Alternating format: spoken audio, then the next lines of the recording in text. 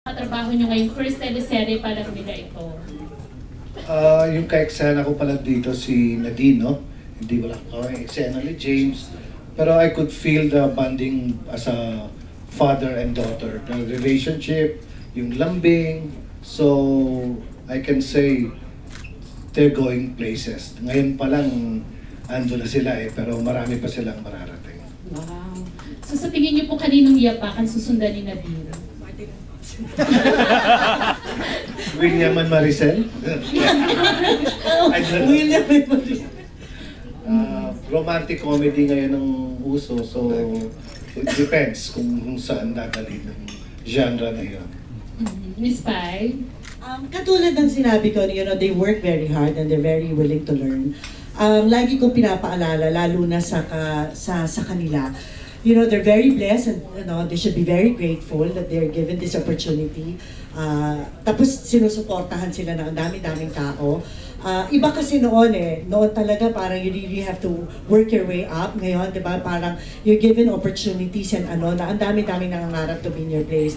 I always say that hard work and talent should always be coupled with good attitude. Yun ang lagi kong pinapaalala sa kanila. Huwag niyong iisipin na hanggang dito lang yan. Isipin niyo lagi pangmahabaan. So kung paano niyo ma-achieve yung pangmahabaan, yung longevity ng career niyo, that's what you should always achieve for. Sa kanila, si James, klaro, lagi ko siya sinasabi magbasa ka ng comics, magbasa ka ng ng mga Tagalog, para mahasa yung Tagalog niya. Si Nadine din, gano'n. Pag lagi kami, lalo na sa Frisco, ang dami namin eksena. So, minsan nga nagdi-dispensa ako sa mga director ko. Kasi syempre ginigayad mo, kasi you always work for the scene. So, hindi naman pwedeng ako lang nag-work o siya lang nag-work. Dapat kaming dalawa mag-gel para mag-work yung scene. So yun, nagtutulungan kami, ganyan. And yun, maganda naman. Yun ang palagi kong pinapaalala. And this time, parang sobrang light nga po yung character nyo compared din sa na ikaw lamang na pinanggalingan. Hindi pa din, maiyak ka pa rin. May drama pa rin. Hindi naman. Kasi nga si Jack, lesbian siya. And I also play the mother of Jigs, which is played by Albie. Malayo sa pamilya. So may kurot sa puso. So may mga eksena, di ba? Yung Jack is a lesbian pala dito. First time niyo po, no? First time na lesbian. Hindi na, I've played lesbian roles, but this is the first time that I'm playing yung in a rom-com na lesbian. So, hirapan ako. Hindi, tapos yun nga, tapos mapagmahal din siya ina, ganyan. Tapos pamangking ko si James, tapos dumating si Leia. So, yung may kurot sa puso, pero rom-com. So, it's something new na light, na sarap gawin, masaya, positive.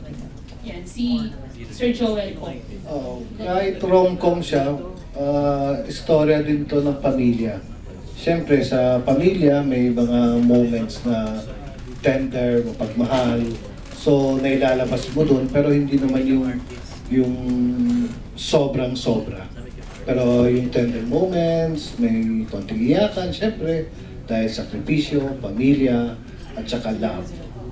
Pero less stress po ngayon, Oo naman, starting with our directors na napaka-cool sa set, tapos yung mga kasamahan namin. So, feeling mo parang hindi masyadong stressful as yung mga heavy drama na nag-contribute na kayo.